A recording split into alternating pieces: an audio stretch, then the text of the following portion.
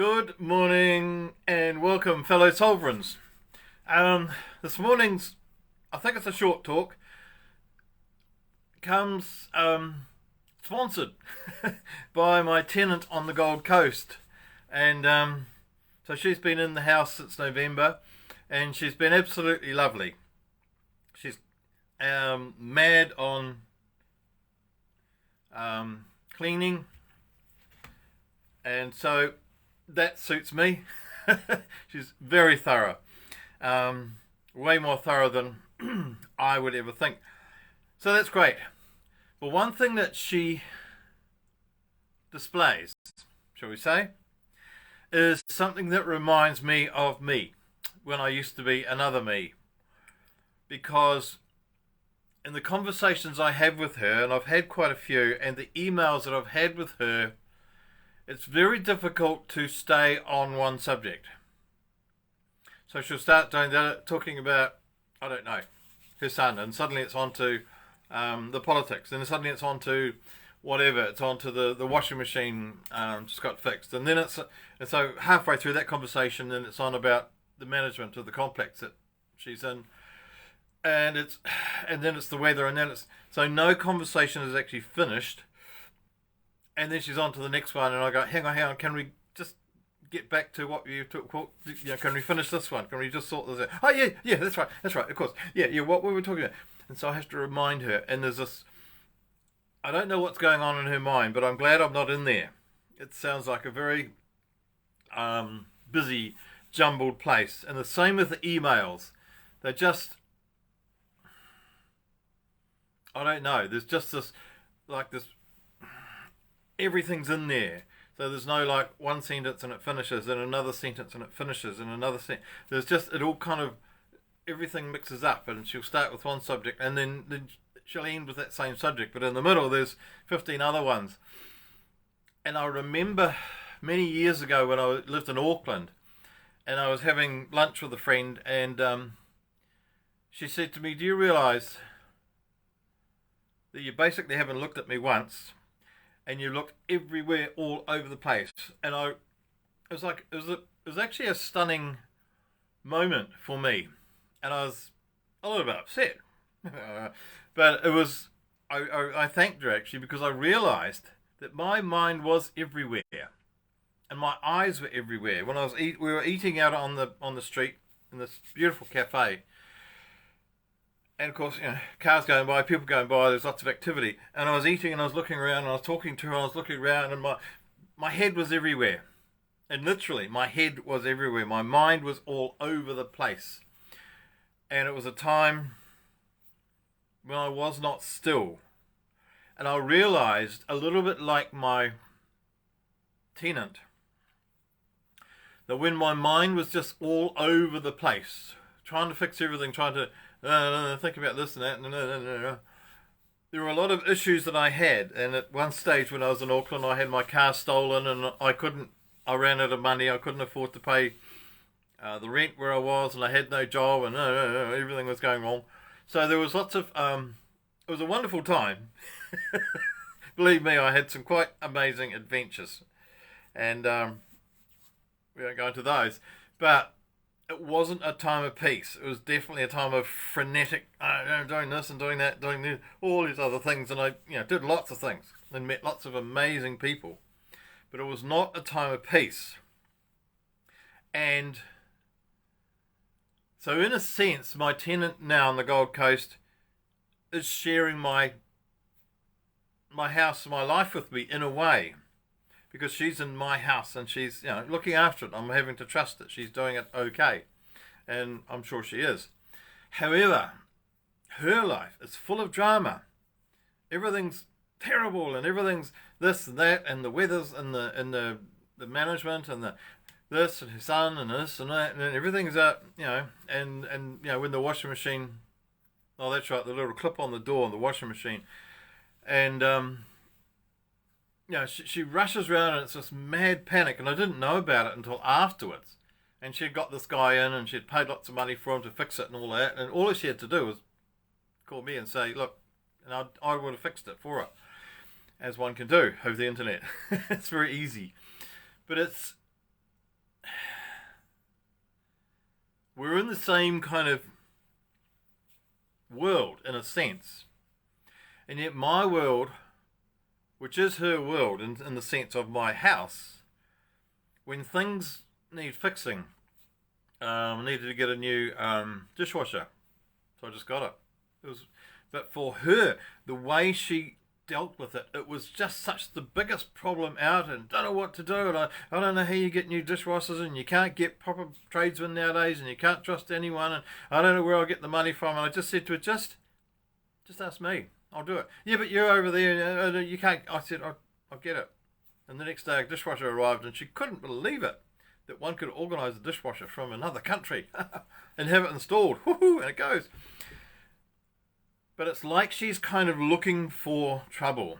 She's looking for things to go wrong. She's looking for misery. And guess what? She finds it in all sorts of places, and she ends up having arguments with lots of people, and I don't think she gets on with any of my neighbours anymore, which is a little bit, I feel sorry for everybody involved, actually. And part of that is that there is no mind. It's like, or there's no mind. Mind control sounds like the wrong thing. Sounds like a CIA operation. But mind control, and it's not really control, it's just being present. Because when it, and someone told me yesterday that, so they were doing it using their intuition and just looking at me and saying that this looks like I've got to a stage now where they saw the ocean and there's rolling waves, and sometimes it's brackish water and whatever, and I'm just floating through it, and I feel like that's kind of happening, where as we learn to still our minds, the world still goes on. The world still does its silly thing. The world still is unkind and cruel and insane and all the rest of it. But we don't have to buy into that insanity. When we still our mind, we can be dolphins floating through the waves, not boats bouncing on top of the waves. We can choose how we flow through the world. And I know my tenant seems to be bouncing along the waves, and every little thing just is a thing, is a problem. And and I know that's where I was. This is probably 30 years ago now. I was bouncing along the waves, and I was having a joyous time sometimes, and I was having a non-joyous time. I was, it was very exciting and very terrifying at times financially. I don't know how I got by. And somewhere along the way, I guess I've been doing a lot of this stuff and listening to people and reading books and watching videos and going to workshops and lots and lots and lots of things and doing meditation. And I find that when I still my mind, and when I'm having a discussion with someone, there's one subject we're talking about, and we hold that subject in mind and are present to it, then the conversations are more juicy, they're more full, and that presence. And yet when I have the conversation with my tenant, it's really, really hard work. And the conversations are not fulfilling because they're all about the drama, all about the what's going wrong. And so I just find basically that when I still my mind, I still my problems. The world carries on. It does what it does. I can't pretend that it's a nice world out there for a lot of people. There is mayhem and there's war and silly, absolutely silly stuff. But my world, because my world is not the world. The world is insane. My world is what I choose it to be. And when I still my mind,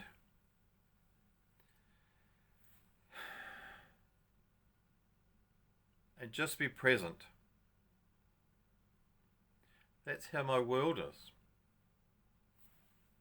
Now here I am in this beautiful spot. It's absolutely soundless. There's not a sound in this suburb in the city. Just up from the water, lovely neighbours, and my world is very calm and peaceful. Which is not to deny that there's cruelty and insanity and craziness out there. But we get to choose our world. That choice comes from the thing that keeps our ears apart. No, I don't think our mind's even in there. That's our brain. That's a physical thing. Our mind is... I don't know where my mind is, but I know it's not encased in this skull. I feel like my mind is... It's out there as part of the mind. And when I connect with the mind, the bigger mind, there is only one. There is just this eternal peace. And I know I have not problems, I have decisions to make. There are choices I have to make. And sometimes I feel like I'm not sure which choice to make. And it doesn't matter, because whatever choice I make, I'm still going to be where I am. I'm still going to be living in the world. And so the choices I make, it's almost like they become less relevant. What's more relevant is how I start to make those choices. And that's from a mind that's still. And then I don't need to make the choices because I'm in contact with this bigger mind that simply guides, kindly guides, sweetly guides. Just an amazing... Things turn up, things happen. And I know we have to put our feet on the ground and do some action when we get hints and ideas about what to do. We have to get out in the world. But to me, it starts with stilling the mind. And I know, if you like, how I've come from there to here.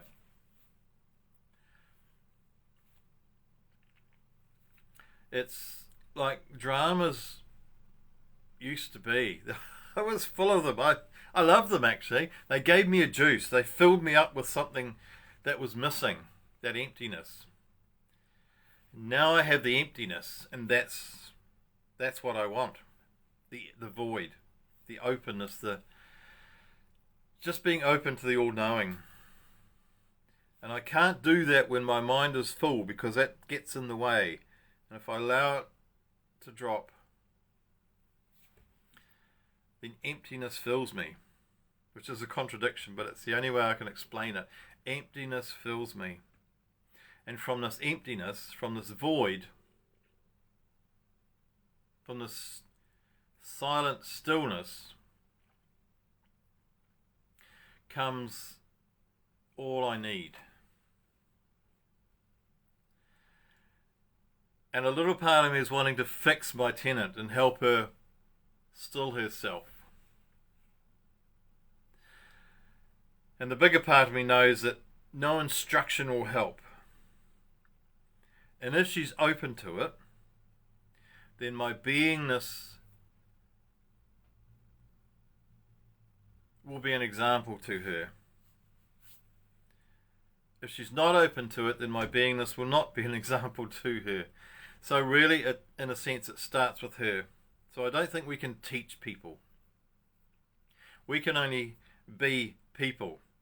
And those around us who are open to this, when their mind, when they decide not to decide, when they choose to just be open, then maybe something will flow from one to another. Because I know that when I'm in the bigger one mind,